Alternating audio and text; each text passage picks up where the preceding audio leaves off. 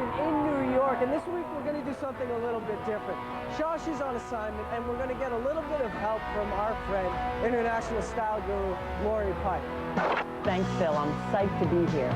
Personally, I'm into superheroes who aren't spandex-wearing tough guys, and there's a whole bunch of weird, offbeat, and funny superheroes and characters out there.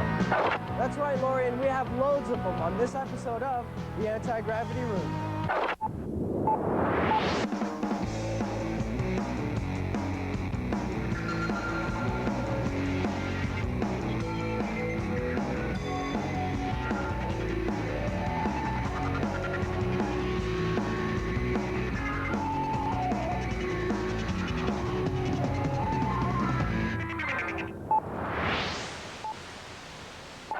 Superheroes in comic books go together like rednecks and monster trucks, but not all of them have been the mighty, good-hearted defenders of justice, or even the grim and greedy muscular hitmen of recent times. A lot of offbeat and unusual characters have gotten their own titles over the years. Plastic Man was a wacky crime fighter from the early days. Doll Man was the world's mightiest might, at least until someone with a better name came along. In 1944, we had the Bouncer, and man, I don't even want to know how he got that name. And in the 60s, Metamorpho was just plain weird. More recently, Ambush Bug, Megaton Man, Lethargic Lad, Fish and Chicken, and of course the Tick have become the nonconformist heroes, usually with some parody of comic cliches. Today, comics like Milk and Cheese and Too Much Coffee Man are making sure the comic books don't take themselves too seriously. We had a talk with some creators of offbeat characters. Evan Dorkin's Milk and Cheese could beat the tar out of the entire Wildstorm universe put together. And Shannon Wheeler's Too Much Coffee Man is a Java-fueled hero who basically drinks too much coffee. So here they are. Walk with me, won't you?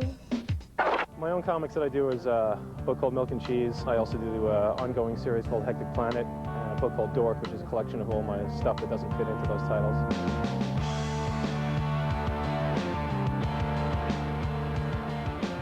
I never even meant for this to be a comic strip. These are doodles that I was doing on the backs of pages of other jobs and things like that. It's just taken off. Why are you getting this close? I'm not like a good-looking guy or anything. Would you? Man, that's creepy. It's taking a lot to not kill it by putting out more stuff. I mean, I've only done one book a year for the last 6 years, and I'm not doing any strips for a while, except maybe 2 pages, because I just don't want to kill it, because I like the characters, don't want to hate them. I'm not a professional. I don't know what I'm doing.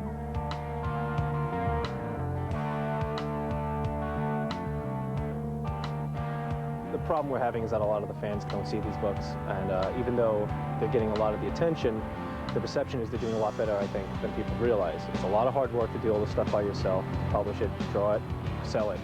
And the stores are not, a lot of the stores are not helping. There's some terrific retailers out there, but really at the retail base, that's where you need to help sell these books. And a lot of retailers are not fans of this work. They never will be. And you know, the small press is being choked right there. If you put a gun to my head, you wouldn't have to. I'd say I'd love to do the Fantastic Four, but I wouldn't change anything. I would just try to make it an accessible comic for kids so that they can have these like interesting stories. Look, the Fantastic Four have an adventure, argue, come back. It's nicely drawn. It's hopefully cleverly written, and it's exciting for kids and some adults who are kids. And it's nothing to get crazy about and too fanish about, but that's what those superhero comics should be. Making them gritty and crazy is sort of useless and kind of pretentious. That was too long, right? You can't do that. That's not soundbite. That's too long. That's too long. I didn't sing either. Rolling.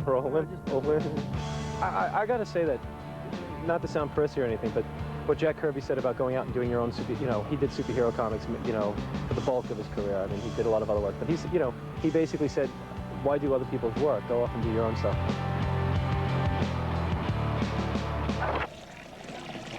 I started off doing relationship comics, and then I wanted to do something a little bit more irreverent, and then just started doing a Too Much Coffee Man comic book. The superhero aspect of it is fairly limiting, where it's straight out humor, and sure. With the relationship stuff, I can bring angst and anxiety of human relations and the alienation. And that's what my humor has for a long time been about, is just the way that people relate to each other, and that's. Go ahead. Right? I made it myself. I suffer the consequences. Too Much Coffee Man is fairly popular with the women. Have you gotten feedback from women? Yeah. As to why this is? Yeah, about half my mail is from women, and I guess I've been lucky, and a lot of the issues and things that interest me seem to interest women as well. It's also friendly. I think a lot of comic books have an unfriendly look to them. Now, are you surprised by the success of Too Much Coffee, man? Like, seriously, word of mouth, runaway hit. It surprises me that other people like it. Earthworm Jim was a video game before it was a cartoon, and it's gained quite a cult following. Not bad for a video game spin-off. Doug Tennapel created the character, and we went to talk to him. When I draw a character, I open one of my sketchbooks and I just kind of journal. I create characters, I create worlds, I make kind of humorous situations. I was thinking I need a hero, but he has to be vulnerable also. So I took this perfect, indestructible cybernetic suit and put a weak, slimy, squishy earthworm in it. And that was the birth of Earthworm Jim. Ha! You cannot penetrate my indomitable mental shield! I think the kids like the sliminess. It's really immature humor. I mean, we're really just goofing off with the character, and it's something that kids really enjoy. There's a lot of Dr. Seuss in Earthworm Jim also, which is a big influence, the silliness of it, and the way that gravity doesn't affect the characters the way it does in our world. And I think kids don't get enough creative characters in some of the cartoons today. They're just kind of, they're made from a toy license, you know, they're made overtly violent, overtly wacky, and there's not the balance that I think Earthworm Jim has. And people in general like underdog characters. They don't just want a Rambo that's perfect in every way and is this massive fighting machine and there's no challenge. Pressure unbearable, going to pop like overripe zit. Earthworm Jim succeeds in spite of himself. And it's actually the side of him that's fallible, that's an idiot, that we really enjoy. There's kind of an overt adult humor to Earthworm Jim also that is for us, and that there's quotes from movies that were made 50 years ago. I must not fear. Fear is the mind killer. Fear is the little death that brings total oblivion. Aha! He's pretty much made his mark. He's got a cult following, and we're very proud of how he ended up manifesting himself. He ended up being a very potent character and a very potent show. Groovy! So, what does the fan on the street read when superheroes get dull? Here's the answer. My favorite comic book character that's not a superhero would have to be Predator. My favorite, what is my favorite? My favorite superhero, I can't do this. My favorite cartoon character who's not a superhero is Archie Andrews. Fred Flintstone and Barney Rubble. The brave man, the older man in Mask by Art Spiegelman, who goes through the Holocaust, or the hero in 8 Ball, in which Velvet Glove, it's sort of an underground, I can't remember his name, by Daniel Thewlis. He's a wonderful anti-hero. And that's it. Hey, stick around because we have a game review, some news, and an exclusive interview with the publisher of this comic, where we ask the question, why?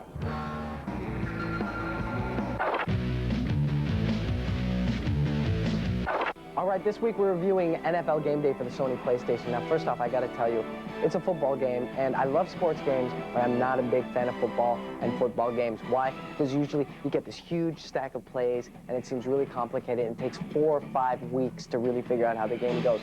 Now, this game has everything a good game has. You can choose your teams, of course, and it's updated, okay? So you have the 2 expansion teams in the NFL. But the good thing about this game is each player has the same attributes that player would have in real life. And each teams have certain attributes. And when you choose a play, it's not always played out the same way. Like if you choose a certain play with the Falcons and a certain play with the Bills, they'd be played out differently because the Bills are a different team from the Falcons. And when you actually play this game, it's good because the actual movement of the players, the tackles, with certain players cut across and then they catch the ball a certain way, just like the real players in real life.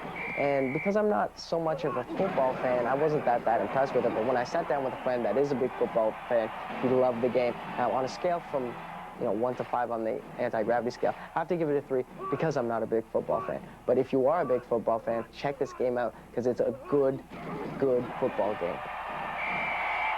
Hi, I'm Jim Lee. I am, I guess, the president of Wildstorm Productions. We're part of Image Comics.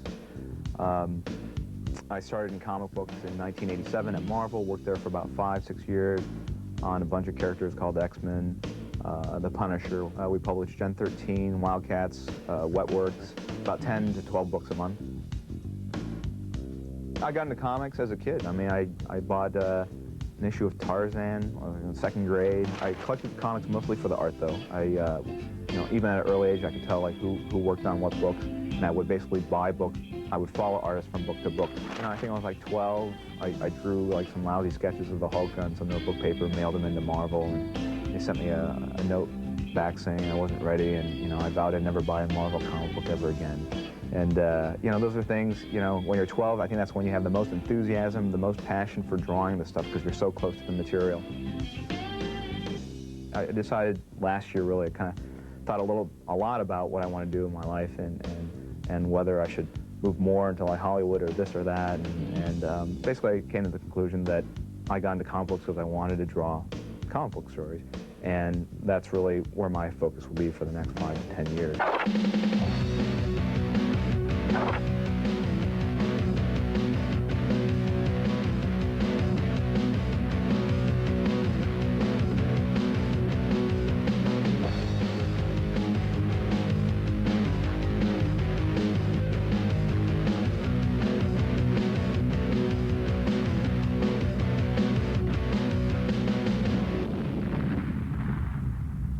No food, no water. What comics would you like on a desert island? I think I'd go for 3 little-known titles. How to Survive on Coconuts, How to Build a Raft, and How to Build a Woman. Of course, you might throw in a Batman or 2 just for fun.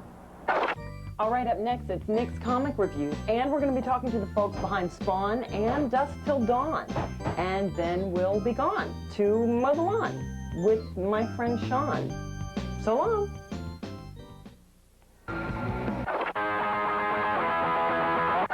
You know, if you're a teen like me with regular teen responsibilities like homework and chores, then you'll definitely dig Gen 13, number 7. This is the story of 5 teenagers who have been thrust into being superheroes by, well, by bad luck. They still want to go dancing and rollerblading, but they're always forced to defend their country or something. This time our superpowered, hormone-driven idols are captured and must escape by, once again, outsmarting the oldsters around them. This is one of my favorite books, but Jim Lee is guest penciling this issue. Jim is great, but not on this book. I'm afraid J. Scott Campbell seems to be the only one who can truly capture Gen 13's teen angst. Now those sharp anti-grav eyes of mine have spotted another pop culture reference. Check out this panel for a poorly hidden Sonic Youth plug. But don't focus too close, because you may get dizzy if you stare at these costumes too long. Kinda cool, but Dramamine is recommended for repeated viewing. Now, Campbell or not, Gen 13 still remains high on my list, and I give it 4 out of 5 Gs on the anti-gravity scale. Next, in the latest issue of Sin City, bad luck gets a whole new meaning. He could be at the office pushing pencils and saying a fond farewell to his life at the Force, but instead he goes on a suicide mission against a serial psycho kidnapper. His 4th victim is an 11-year-old girl. On top of all this, our offbeat hero must fight his heart problems. This adventure takes him to battle many sinister villains with a crushing finale, and I do mean crushing. The art is exquisite. Miller is truly a comic book legend and shall forever remain. Sin City is a great book, and I give it 4 out of 5 Gs on the anti-gravity scale. Are you a member of the undead who was formerly a military officer? Have you made a deal with the devil to see your wife again, only to be cheated and sent far into the future after she is already remarried? If you've answered yes to any of these questions, then could you please come to my neighborhood and beat up the school bully, because you are probably Spawn. In this issue, everyone's favorite zombie is in some real trouble because he finds himself being fed on by some little munchkin types who ain't from Oz. As all this happens, Spawn has assorted flashbacks to his time in the war. Also in this issue, we see the Violator munch down on some special salsa, which inspires him to dream up more carnage to inflict on Spawn. I definitely recommend you pick this book up if you haven't in the past. I give it 3.9 Gs on the anti-gravity scale. Now, enough of my opinions. I got an exclusive chance to talk to the master about what he thinks makes Spawn tick.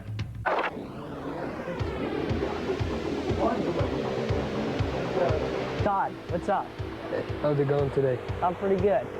What is Spawn? It's a man who is dearly in love with his wife, but is a government assassin, and because he doesn't follow orders very well, they bump him off, and he makes a quick kind of pact with the devil to come back so he can see his wife because he's in love with her, and gets shot 5 years in the future, and from there, his whole life is messed up, and it's just a matter of now seeing whether he'll ever get back to his wife, given that there's about 200 gauntlets that he has to go through. I understand you had your daughter in one of your issues of Spawn. Are any of your characters based on people you know?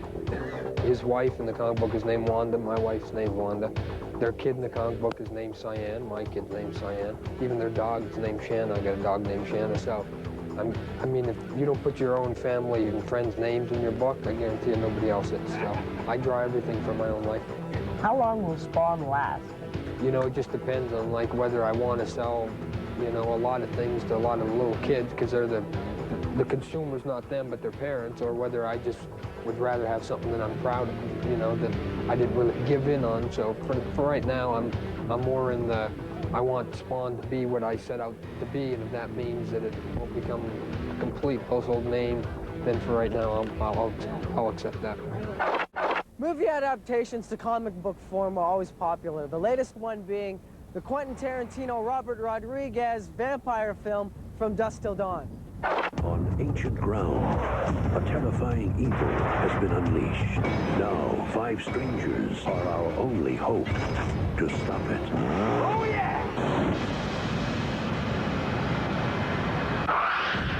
The Dusk Till Dawn comic came about when Jim Chambers, an editor at Techno Comics, got in touch with me on December 1st and asked me if I'd be interested in doing this. Oh, the demands put on us by Quentin Tarantino and Robert Rodriguez were really not direct. They were just the fact that we knew they were doing the film, and that was a tough act to follow for anybody.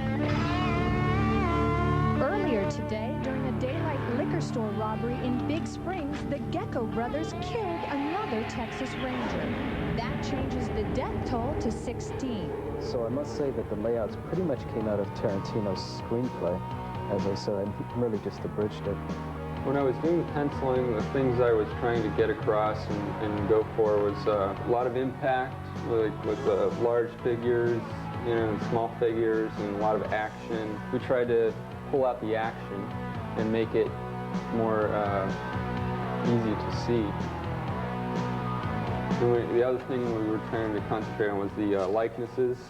Because I know that whatever is out there trying to get in is pure evil straight from hell. Was my primary function to assure that we got the right sense of mood, the right sense of texture for each of the individual forms. The film started out looking as if it was going to be a real film noir type piece, a real hardcore reality crime action film. Around page 18 in the book, midway through in the film, it turns into a real horror story. As far as I understood, Tarantino's whole hook was to mix these two genres, so you're in one movie in the beginning, and before you know it, you're in a horror movie with special effects and vampires and blood and everything.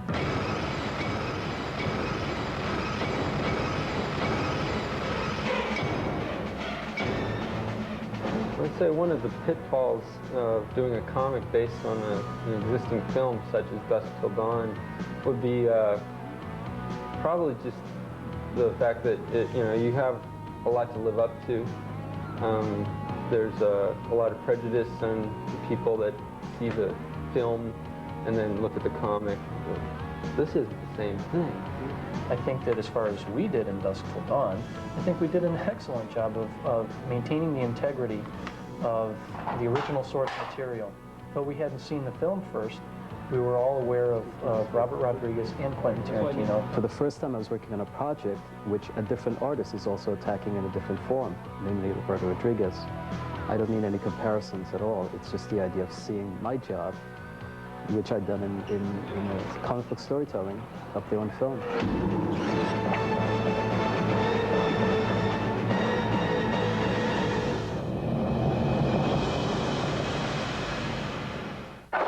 After this, we dip into the mailbag, but first let's see how you can learn to play the tuba in 3 easy lessons. 1,